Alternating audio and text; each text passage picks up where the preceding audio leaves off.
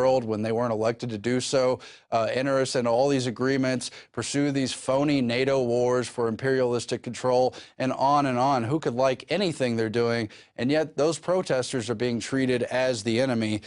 Meanwhile, in the EU, there's been an exposed plot to scrap Britain. This, of course, has been ongoing, part of the larger European Union agenda. Senior Eurocrats are secretly plotting to create a super powerful EU president to realize their dream of abolishing Britain, the London Express can now reveal. A covert group of EU foreign ministers has drawn up plans for merging the jobs currently done by Herman Van Rompuy, President of the European Council, and Jose Manuel Barroso of the European Council. So to be a super EU president, also unelected over both of those bureaucrats, technocrats. They themselves are said to have had some fighting and squabbling, so they'll have to put a new super lord over them. And part of that is, of course, to subdue Britain, who's been really revolting against a lot of the EU platform, for better or for worse. It's a super state with unelected bureaucracy, and they're trying to bring Britain into that. They haven't yet accepted the euro. Even as the euro is collapsing, they'll pressure them to do that as well. And therefore, a number of British people affiliated with the European Parliament have spoken out against it. One, Euro MP Paul Nuttall of the UK Independence Party, the same one that Nigel Farage is in, said this is a truly ridiculous idea that must never be allowed to happen. It sounds as if they're trying to go back to the days of the Holy Roman Emperor, and others saying how my worry is the president will end up having the charisma of Van Rompuy and the economic management skills of Barroso. And we'll surely flesh out more information on that this year at Bilderberg as those figures or those closely related to them meet annually at that summit. That one is coming up in Chantilly, Virginia at May 31st. Alex Acru will be there. We hope you'll join him. Meanwhile, California has a medical pot crackdown in upscale Santa Barbara. What's going on here is they're cracking down on the medical marijuana supply chain, these different dispensaries that have certainly been controversial. But really, overall, this is a 10th Amendment issue. Californians, love them or hate them, have voted to okay these dispensaries. Their laws uphold these things, and yet you've got the feds leading the crackdowns on them, and they coerce a number of the local and state authorities to go along with their crackdowns. The moves on Santa Barbara storefronts and cultivation facilities mark the fourth such sweep in recent months in the 7-county California region that ranks as the largest federal law enforcement district in the nation. And on and on. And that's just to discourage overall states moving to allow for medical marijuana or for decriminalizing its use, and on and on. And how many people has marijuana killed? I believe the official statistics are still zero. Meanwhile, how many people have been killed just in police raids busting people who supposedly have marijuana or other drugs? I'm sure the number is far greater. Just yesterday, I know Alex covered this article, UCSD students' 5-day ordeal in a DEA jail sparks outrage. He was allegedly part of an ecstasy distribution ring and may have had to deal with other drugs and weapons, according to this article. He was forgotten by a DEA agent and left in a cell for 5 days, had to drink his own urine to survive. That's how lawless these prisons are, and this larger war on drugs, just showing some of the hypocrisy there. Meanwhile, a bit of upbeat news or downbeat, depending on how you look at it. It's nothing short of incredible what the Ron Paul campaign, and especially his grassroots supporters, have achieved despite the total media blackout on Ron Paul, despite the regurgitated meme that he can't win, won't win, despite all the disowning from inside the Republican Party. Still, activists are winning delegates on the local, state, and eventually the national level in many, many, many caucus states. And now they are clearly concerned about what's going to happen in Nevada. Very odd state for the Ron Paul vote, since he didn't get even 1% more votes than he got in 2008, even though he grew in popularity all across the country, even though Nevada is known for its libertarian base. It was known for overwhelmingly supporting Ron Paul. He didn't get even one more of the popular votes there. Now they're trying to block, as they did previously, the delegate action in favor of Ron Paul there. And they are saying that the entire delegate base from Nevada may be blocked from attending the national convention. I believe it is highly likely that any committee with jurisdiction over the matter would find improper any challenge to the election, selection, allocation, or binding of delegates, thus jeopardizing the seating of Nevada's entire delegation of the National Convention, said John R. Phillip Jr., the chief counsel for the RNC, in a letter obtained by the Las Vegas Sun, showing their intention to block the delegation in hopes that it would stop any kind of mass Ron Paul movement there. Meanwhile, the head of Ron Paul's campaign in Nevada, Carl Bunce, rebutted all this, saying the strategy is well within the rules. It's ridiculous. It's nothing more than a veiled threat, according to Bunce, who went on to say you can't come in seventh inning and say we're going to change the rules here. The Romney campaign advisor has come in and give you a loyalty test on who you support before you can go to bat. This is tyranny. If you can come in and change the rules whenever you want, that's not a republic, that's tyranny. Well, I got bad news for you, Blunt. The entire political party structure is part of the tyranny. We weren't supposed to have political parties in this country. They're not American. They work against our democratic traditions. They weaken our republic. We're not supposed to be loyal to these political parties. I think it's great what the Ron Paul delegates have achieved thus far in so many states. I hope they continue their efforts. They should not stop short of total chaos, of course, nonviolent, peaceful chaos at the Republican convention. There's nothing to back with Mitt Romney. He's just an Obama light. He pushed for the same health care system. He also signed the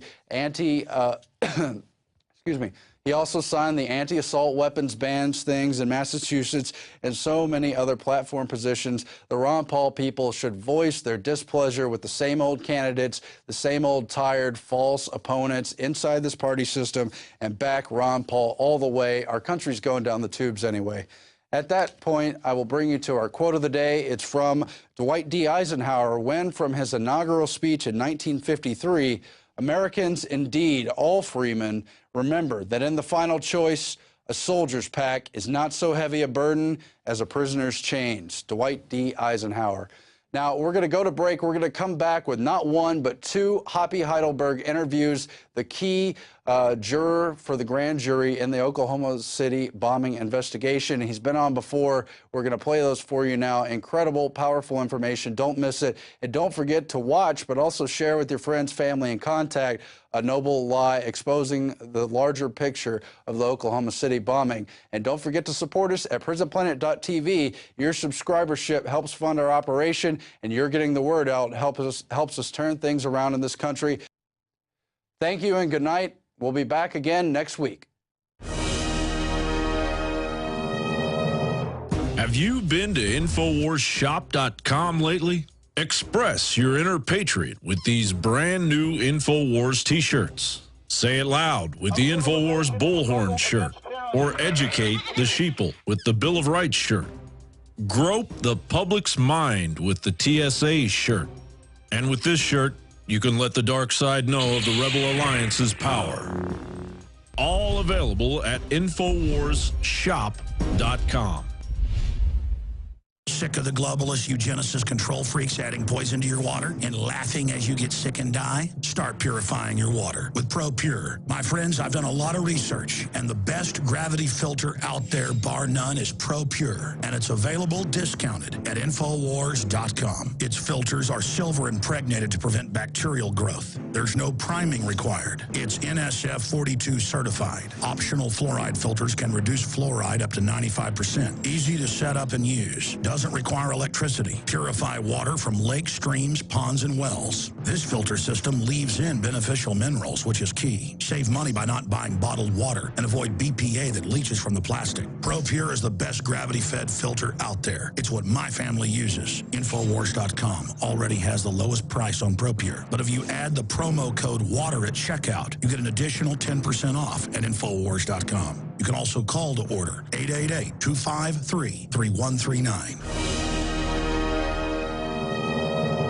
Now, for the next hour, going to our guest, Hoppy Heidelberg, who, of course, was instrumental in, at first, really exposing that a cover-up was going on. And he is also joined there by one of the producers, Chris Emery, who we had on last week. And it's great to have Hoppy Heidelberg back with us. He's been on 4 or 5 times in the last 16 years that I've been on air. But and he's been through so much, you know, to tell the truth. But I want to get different people on: survivors, grand jurors, police officers, you know, mothers. We actually have a police officer who's actually been threatened. We may be able to get on, one of the ones they didn't kill, just to illustrate for the people that were there what really happened and how this was blamed on the anti-globalist movement and the states' rights movement. And then, of course, there's all the White House memos and things saying they sure need another one. It would sure be great. There was a new Oklahoma City. Very nasty how dumb they think we are to publicly talk about this. So he was the grand jury foreman, and he investigated evidence surrounding the Oklahoma City bombing. And then, of course, we have Mr. Emery with him as well joining us. Gentlemen, I could ask a lot of questions here, but I want to welcome you both back. And until we go to break in 10 minutes, instead of me just throwing out the first questions, you guys start talking about whatever you think is most important. Alex, the first thing I want to do is make a correction there. I was not the foreman of the grand jury. If I had been, it would have been a completely different outcome. Well, see, I'm going back from a decade plus, so some of my memory gets foggy. I apologize. No problem. I just want to make that clear. That because they kept bringing that up. Well, you're not the foreman. You can't demand this and you can't demand that. Maybe that's where I got it in my brain. But yeah. How long has it been since we talked? Something like 5, 6, 7 years? Oh, at least, yeah. A long okay, so time Hoppy was on the grand jury. Please continue. Well, they handed us, when they called us back in December of '94 to come in, and then they excused the people who couldn't serve, and then they drew out of the hat the names of the people that we're going to serve. And then they gave us a handbook called the Grand Juror's Handbook. And I took mine home, and I went through it first, highlighting it, and then I came back and underlined with red the most salient highlighted parts. And I understood that thing. I could have taken a quiz on it and made 100. I understood that book. And I didn't realize that they hadn't read the book and didn't understand it and were not going to go by it at all. So the first day that, of course, I'd been on the grand jury since January '95, but the other grand jury, there's 2 sitting grand juries all the time at Oklahoma City. There's one that serves from January to January and one from July to July. Well, the July jury wasn't going to have time to do this, so we caught it, and we started, I don't remember what it was, May or June, but anyway, the very first day that we started hearing evidence, I call it that, on the bombing, they told us that we couldn't question witnesses. Well, that's crazy. I mean, that's the whole purpose of a grand jury hearing like that, is for grand jurors to be able to question witnesses. So I showed them in the book that I could question witnesses and that I planned to. And finally, we came to a compromise. We just had to call it off for a while, and they came to a compromise, said, okay, you can question, and I was the only one that was allowed to question. You can question. Is coming up in Chantilly, Virginia at May 31st. Alex and crew will be there. We hope you'll join him. Meanwhile, California has a medical pot crackdown in upscale Santa Barbara. What's going on here is they're cracking down on the medical marijuana supply chain, these different dispensaries that have certainly been controversial. But really, overall, this is a 10th Amendment issue. Californians, love them or hate them, have voted to okay these dispensaries. Their laws uphold these things, and yet as their dream of abolishing Britain, the London Express can now reveal. A covert group of EU foreign ministers has drawn up plans for merging the jobs currently done by Herman Van Rompuy, President of the European Council, and Jose Manuel Barroso of the European Council. So to be a super EU president, also unelected over both of those bureaucrats, technocrats. They themselves are said to have had some fighting and squabbling, so they'll have to put a new super lord over them. And part of the world, when they weren't elected to do so, enter us into all these agreements, pursue these phony NATO wars for imperialistic control, and on and on. Who could like anything they're doing? And yet those protesters are being treated as the enemy.